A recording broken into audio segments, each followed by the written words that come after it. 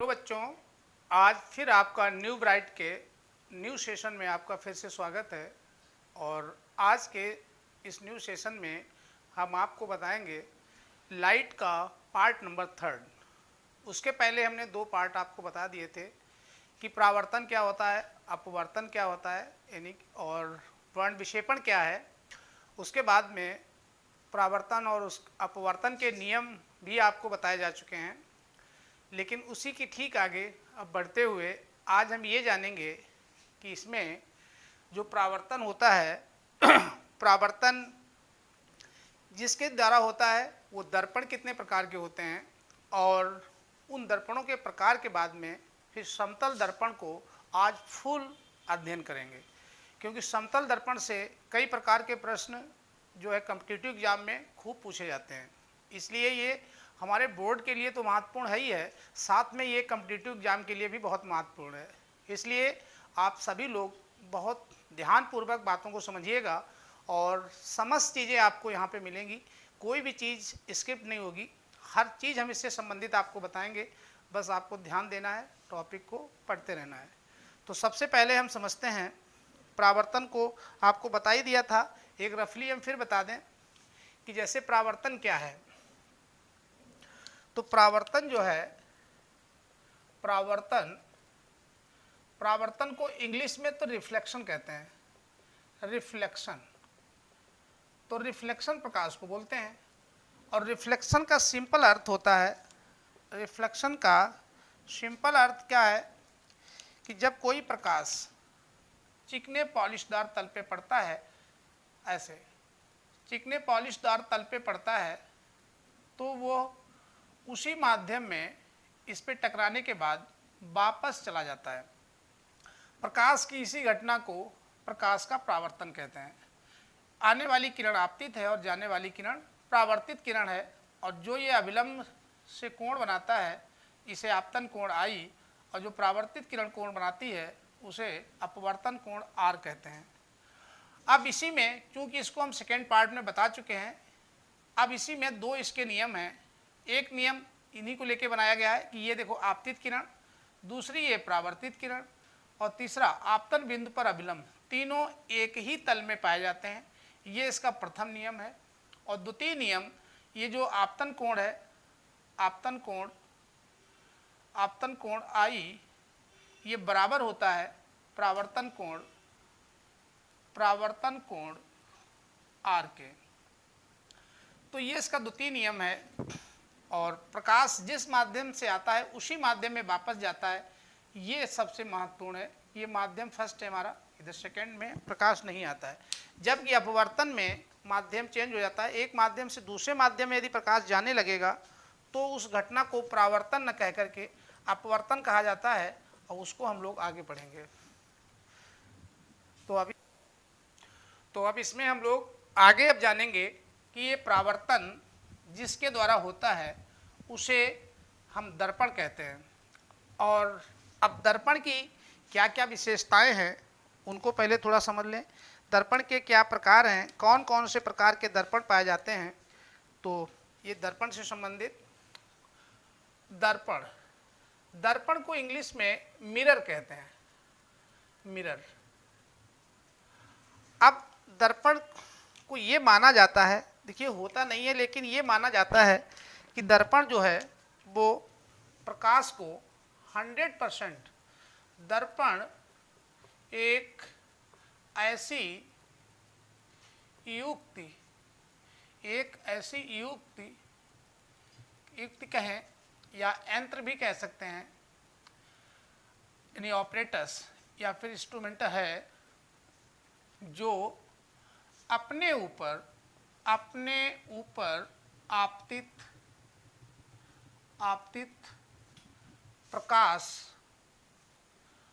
प्रकाश को 100% परावर्तित करता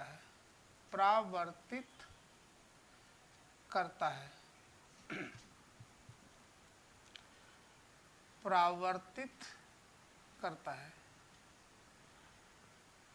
ये माना जाता है। तो 100 नहीं होता है लेकिन लगभग 100 के अगल बगल रहता है।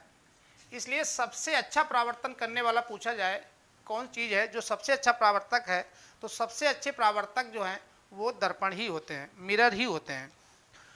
अब यहाँ पे दर्पण को जब हमने जान लिया, अब ये समझेंगे कि ये दर्पण जो है ये कितने प्रकार के होते हैं।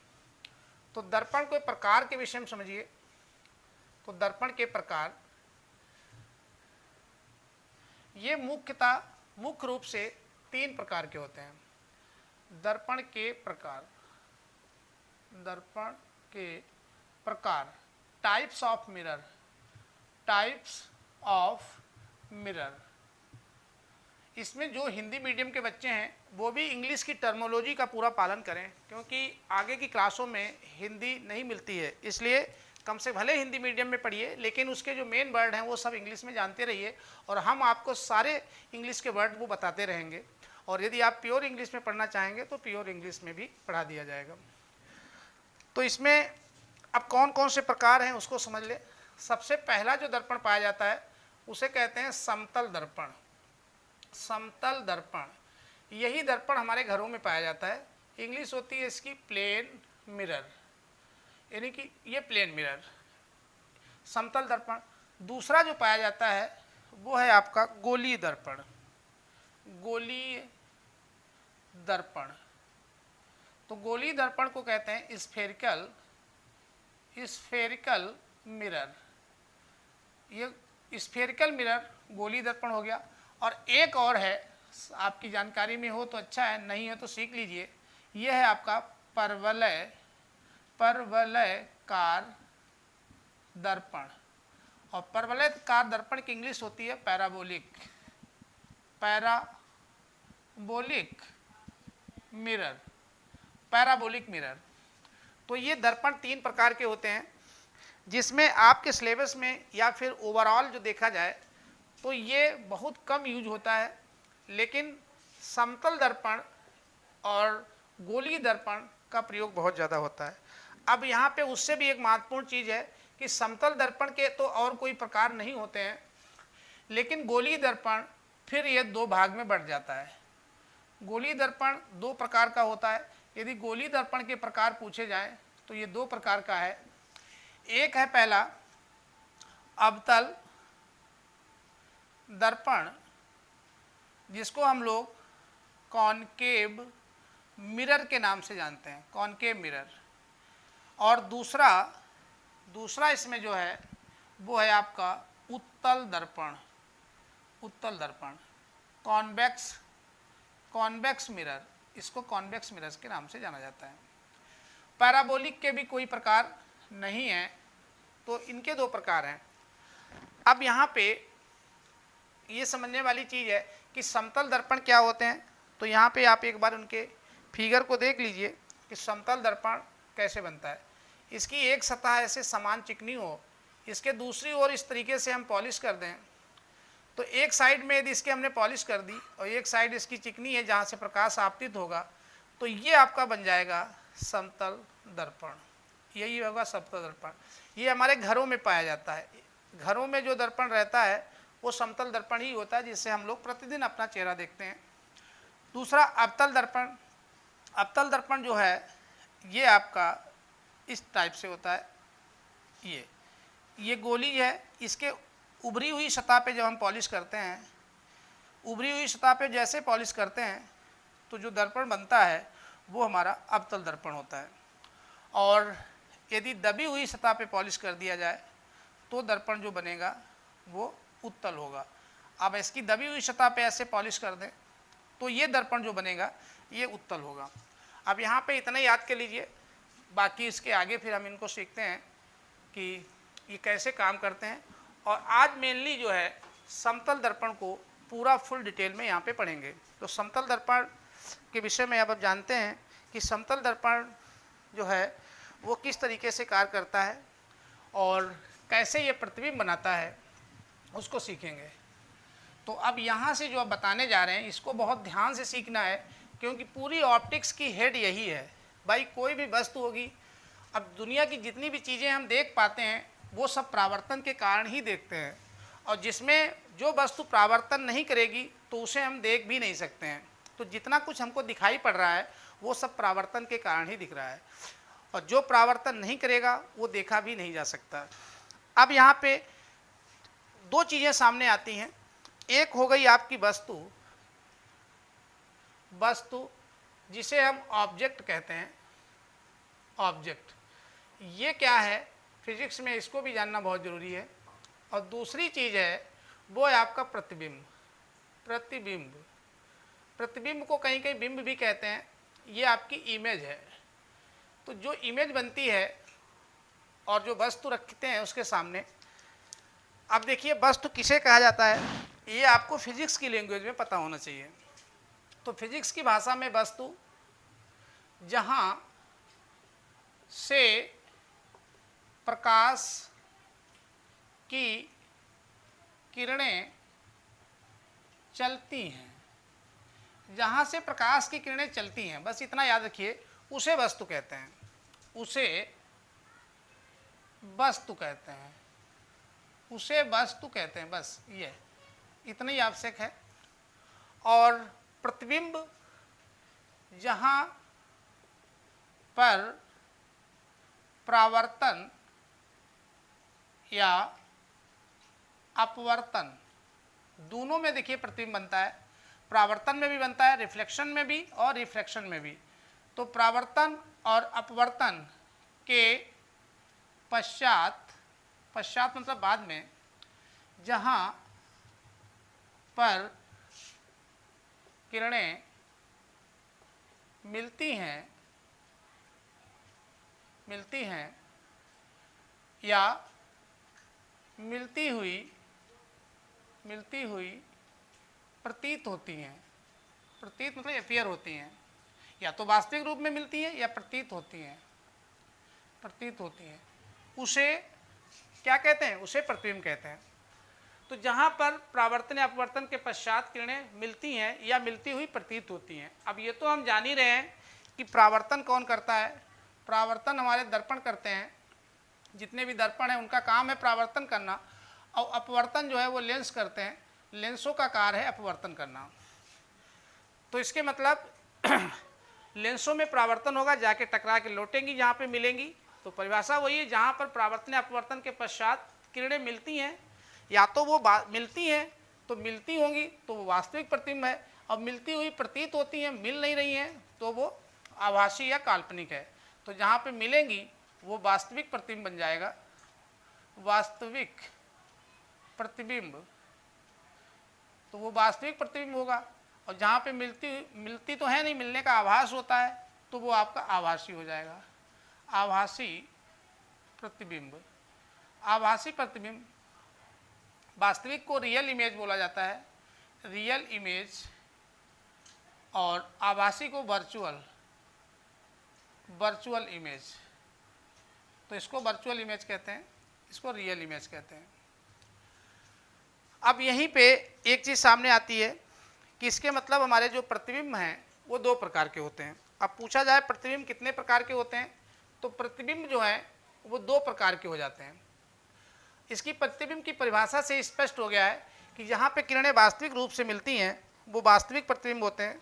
तो एक तो होते हैं वास्तविक प्रतिबिंब, वास्तविक प्रतिबिंब, एक तो वास्तविक प्रतिबिंब real image, real image, real image हो गया, और दूसरे आपके हो गए आभासी या काल्पनिक। इनका दोनों नाम है, आभासी या काल्पनिक, काल्पनिक प्रतिबिंब। तो ये दो प्रकार के होते हैं। इसको हम लोग वर्चुअल बोलते हैं, वर्चुअल या इमेजिनरी, इमेजिनरी, क्योंकि इमेजिनरी काल्पनिक हो जाते हैं। तो प्रतिबिंब दो प्रकार के होते हैं, एक वास्तविक और दूसरे आभासी। अब वास्तविक और आभासी प्रतिबिंबों को हम पहचानेंगे कैसे, कैसे पहचान करेंगे, ये एक बहुत महत्वपूर्ण टॉपिक है इसका। तो इसलिए नोट में लिख लें, नोट, नोट में हम देखेंगे कि वास्तविक प्रतिबिंब और आभासी प्रतिबिंब की पहचान। तो हम यहाँ पे लिख दे रहे हैं प्रतिबिंबों की पहचान। अब पहचान कैसे करेंगे, आइडेंटिफिकेशन कैसे करेंगे, कि हमारा प्रतिबिंब जो है वो वास्तविक है या आभासी है। तो इसके लिए देखिए एक बहुत सिंपल चीज़ है जिससे आप ध्यान रखेंगे, जो प्रतिबिंब उल्टे होते हैं, जो प्रतिबिंब उल्टे होते हैं या उल्टे बनते हैं, वे आपके वास्तविक होते हैं, वो सब वास्तविक होते हैं। तो उल्टे प्रतिबिंब वास्तविक होते हैं, मतलब वो रियल होंगे, और जो प्रतिबिंब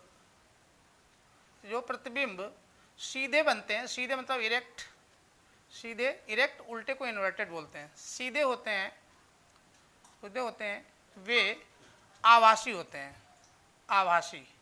ये हमेशा ध्यान रखेंगे, ये बहुत महत्वपूर्ण है क्योंकि न्यूमेरिकल में भी इसका बहुत वर्चुअल।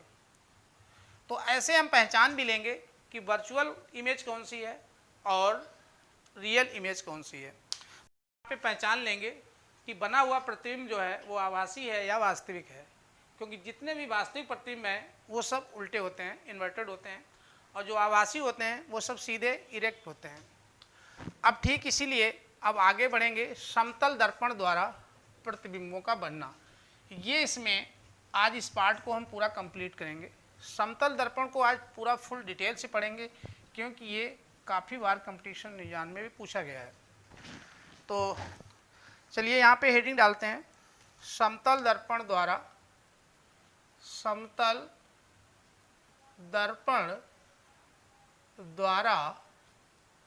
प्रतिबिंबों का बनना। तो समतल दर्पण द्वारा प्रतिबिंबों का बनना, इमेज फॉर्मेशन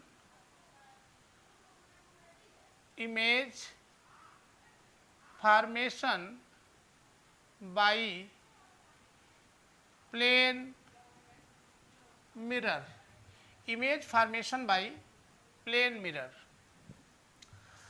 अब यहीं पे हम सबसे पहले ही आपको बता दें कि जो समतल दर्पण होता है, समतल दर्पण द्वारा बने सभी प्रतिबिंब, समतल दर्पण द्वारा बने सभी प्रतिबिंब सीधे होते हैं। कैसे होते हैं? सीधे, क्योंकि जब हम लोग शीशा के आगे खड़े होते हैं तो हमें सीधा ही तो दिखाता है, सीधे होते हैं। सीधे मतलब इरेक्ट, सीधे होते हैं। तो जब सीधे होते हैं तो सीधे वाले सारे कैसे हो जाएंगे? जो सीधा होगा वो अभी बताया था, वो आभासी होगा। आभासी मतलब वो वर्चुअल होगा, वर्चुअल इमेज बनाएगा। तो ये जो समतल दर्पण है, जो प्लेन मिरर हैं, ये हमेशा इरेक्ट और वर्चुअल इमेज फॉर्म करते हैं। तो ये हमें बहुत ध्यान रखना है। अब उसके बाद में हम लोग यहाँ पे पढ़ेंगे इसके द्वारा प्रतिबिंब बनता कैसे है। तो उसके लिए सबसे पहले हम यहाँ पे एक समतल दर्पण रख लेते हैं। ये हमारा समतल दर्पण हो गया। अब इसमें एक साइड में पॉलिश कर देंगे, ऐसे ये इसमें पॉलिश कर देंगे। अब ये पॉलिश सिल्वर ऑक्साइड या आयरन ऑक्साइड किसी चीज़ की कर देंगे। एक साइड इसकी प्लेन सरफेस है क्योंकि प्रकाश हमेशा बाईं ओर से डाला जाता है। अब यहाँ पे कोई वस्तु रखते हैं, ये हमने कोई वस्तु रख ली, ये हमारी वस्तु रखी है। अब ये वस्तु का नाम हमने दे दिया ए बी हमारी वस्तु है, यानी कि ऑब्जेक्ट है। अब वस्तु से सेम दूरी, क्योंकि जितनी दूरी पे खड़ा होगा उतनी दूरी पे उसका प्रतिबिंब बनता है। तो आप चाहें तो इसको पहले भी ड्रॉ कर सकते हैं। अब यहाँ से फॉर्म कैसे करेंगे, रे डायग्राम की प्रैक्टिस देखिए कैसे करनी है। तो सबसे पहले आप चाहें तो एक समांतर किरण ही ले सकते हैं। ये तो मान लो सतह है जिस पे रखा हुआ है, ज़मीन है। तो यहाँ से पहली किरण तो बिल्कुल समांतर ले लेंगे, मुख्य अक्ष के, ये जरा नीचे की लेवल के। तो जो समांतर किरण चूँकि 90 बनाते हुए गिर रही है तो अभिलंब का काम कर रही है, तो ये तो उसी दिशा में वापस चली जाएगी। जब ये उसी दिशा में वापस चली जाएगी तो इसको हमें ये ऐसे आभास होगा यहाँ पे कि ये यहाँ पे आ रही है। अब दूसरी इसकी रे जो है, दूसरी रे हम इस टाइप से ऐसे ले लेंगे। ये पहली किरण ले ली समांतर और दूसरी किरण सेकेंड रे हमने ऐसे ले ली। अब यहाँ पे अवलंब खींचेंगे कि कहाँ जाएगी ये देखने के लिए अवलंब डाला तो जितना कोण बनाते हुए आएगी, परावर्तन का नियम है, उतना ही कोण बनाते हुए ये ऐसे चली जाएगी। अब ये किरण और ये मिलने से रही, इसलिए इसको हम लोग क्या करते हैं, पीछे की तरफ इसको बैक करते हैं। और जब इसे पीछे को बैक करेंगे तो ये वहाँ पे वास्तविक रूप में तो नहीं मिली, लेकिन ये मिलती हुई प्रतीत हो रही है। अब चूंकि ये इसके देखिए बी के पास से गया था तो यहाँ पे बनाएगा बी डैश, और ये नीचे यदि खींचे सीधी रेखा तो इसके वो पूरे यहाँ पे आ जाएगा ए डैश। तो ये प्रतिबिंब बन गया यहाँ पे, ए बी वस्तु का प्रतिबिंब, यही इसके द्वारा प्रतिबिंब है जिसको हम लोग इमेज बोलते हैं। ये इसका इमेज फॉर्म हो गया, और निश्चित रूप से प्रकाश उधर गया ही नहीं है क्योंकि ये तो पॉलिश लगी हुई है, इसलिए ये कैसा होगा, ये जो प्रतिबिंब बनाया है समतल दर्पण ने ये हमारा आभासी होगा। और आभासी प्रतिबिंब इससे फॉर्म हुआ है, बना है। आभासी प्रतिबिंब जितने भी होते हैं अभी हमने बताया वो सब सीधे होते हैं, तो इसलिए देखिए सीधा है, सीधे को हम लोग क्या कहते हैं, इरेक्ट बोलते हैं, इरेक्ट। तो इस तरीके से हम इसके द्वारा प्रतिबिंबों को बना लेंगे। और उसके बाद समतल द्वारा जो प्रतिबिंब बनते हैं उसकी कई कंडीशन है जिन पे क्वेश्चन आते हैं, वो बहुत महत्वपूर्ण है, अब उनको सीखते हैं।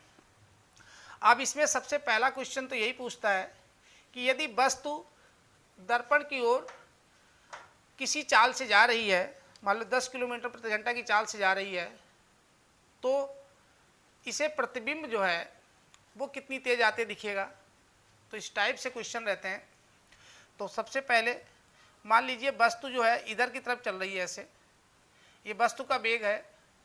और एक मिनट इसमें पहले एक चीज़ ये भी देख लें कि ये जो वस्तु की दूरी है दर्पण, समतल दर्पण से, मान लो इसको u है, तो इसका प्रतिबिंब भी जो है सेम दूरी पे उतना ही बनेगा। इसको हम यदि प्रतिबिंब की दूरी को b मान लें तो यहाँ पे पहला रिजल्ट तो यही निकलता है कि वस्तु u बराबर होगी प्रतिबिंब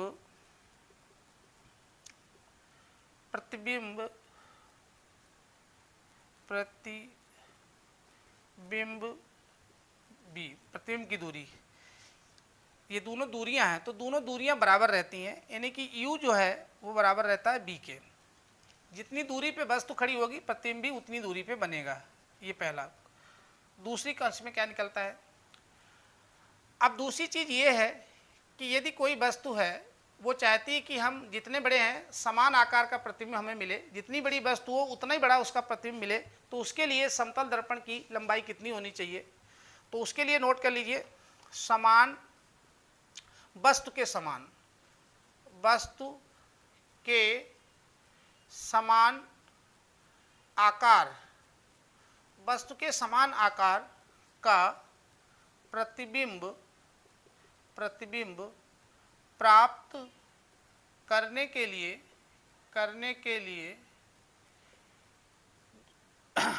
समतल दर्पण की लंबाई वस्तु की लंबाई की आधी होनी चाहिए। आधी मतलब हाफ, HALF, हाफ होनी चाहिए, आधी होनी चाहिए। यदि दर्पण जैसे कोई व्यक्ति 6 फीट का है, अब ये 6 फीट का अपने समान साइज का आकार पूरा फुल देखना चाहता है, तो ये अपने घर में शीशा जो है 6 का आधा 3 फीट का शीशा हाइट का लगाए, उसमें ये पूरा दिखेगा। ये इसका कहने का मतलब है। अब इसमें ये 2 पॉइंट हो गए। तीसरा पॉइंट इसका देखिए, वो और भी बहुत महत्वपूर्ण है। तीसरा बिंदु इसमें जो सबसे महत्वपूर्ण है वो ये है, यदि वस्तु दर्पण की ओर v वेग से चल रही हो, यदि वस्तु दर्पण की ओर v वेग होगा तो इसका मात्रक भी होगा, मान लेते हैं मीटर प्रति सेकंड की चाल से चल रही हो तो अब ये प्रतिबिंब इसकी ओर, तो प्रतिबिंब अब ये b वेग से है तो ये भी उसी वेग से आएगा, तो प्रतिबिंब भी उसी चाल से आता हुआ दिखता है या होता है, मतलब उसी चाल से वापस आता है। चौथी कंडीशन, यदि ये दर्पण वस्तु की ओर जा रहा हो, यदि समतल दर्पण वस्तु की ओर गतिमान हो तो प्रतिबिंब तो यदि समतल दर्पण, और समतल दर्पण मान लेते हैं कि बी वेग से वस्तु की ओर गतिमान है, तो प्रतिबिंब 2b वेग से वस्तु की ओर गतिमान होगा, ये ध्यान रखना है, क्योंकि रिलेटिव हो जाता है, जितना ये बढ़ता है प्रतिबिंब भागता है तो ये डबल हो जाता है। जैसे ट्रेनें एक दूसरे को इंटरक्रॉस करती हैं तो उनकी स्पीडें जुड़ जाती हैं, तो वही प्रक्रिया हो जाती है जब समतल दर्पण को मूव कराया जाता है। लेकिन केवल वस्तु को जब मूव कराएंगे तो प्रतिबिंब भी उसी चाल से मूव करेगा, प्रतिबिंब की चाल भी वही सेम रहेगी, लेकिन समतल दर्पण को मूव कराएंगे तब वो वस्तु की ओर प्रतिबिंब जो है वो डबल वेग से आता हुआ दिखेगा, ये ध्यान रखना है इसमें। चौथी चीज इसमें जो और सबसे महत्वपूर्ण है वो ये है, चलिए अब इसमें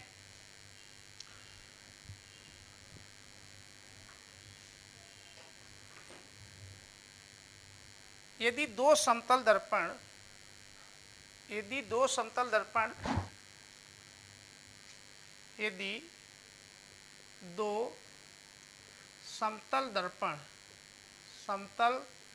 दर्पण यानी कि plane mirror, two plane mirror, यदि दो समतल दर्पण थीटा कोण पर रखे हों तो उनके द्वारा बनने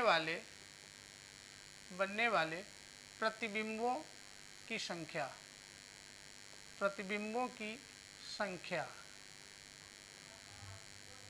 n। अब इसके लिए यहाँ पे ये कंपटीशन में कई बार यहाँ से क्वेश्चन भी आया है, तो ये अपना 5वें नंबर का है, इससे 5 विशेष बात है ये दर्पण से संबंधित। तो इसके लिए हमने मान लीजिए ये एक समतल दर्पण ये ले लिया और दूसरा समतल दर्पण हमने कोई ये ले लिया। अब ये भी दर्पण है, समतल है, और ये भी हमारा एक समतल ही दर्पण है, और दोनों समतल दर्पण एक दूसरे के साथ थीटा कोण बना रहे हैं। अब यहाँ पे इनके बीच में जब कोई वस्तु को रखा जाएगा तो उसकी कितने प्रतिबिंब प्राप्त होंगे, ये हमसे पूछा गया है। अब इसके लिए एक सिंपल सूत्र होता है, प्रतिबिंबों की संख्या,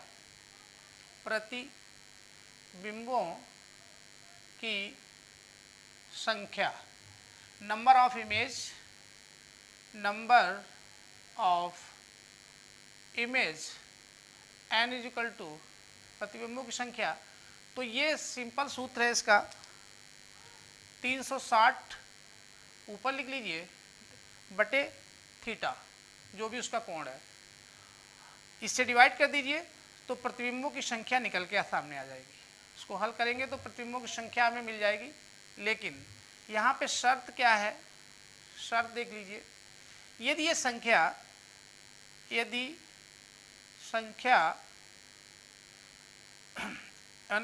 मतलब n का मान विषम आता है, विषम का मतलब होता है ऑड नंबर, विषम आता है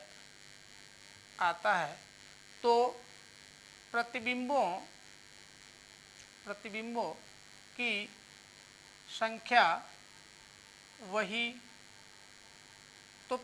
संख्या वही रहेगी। लेकिन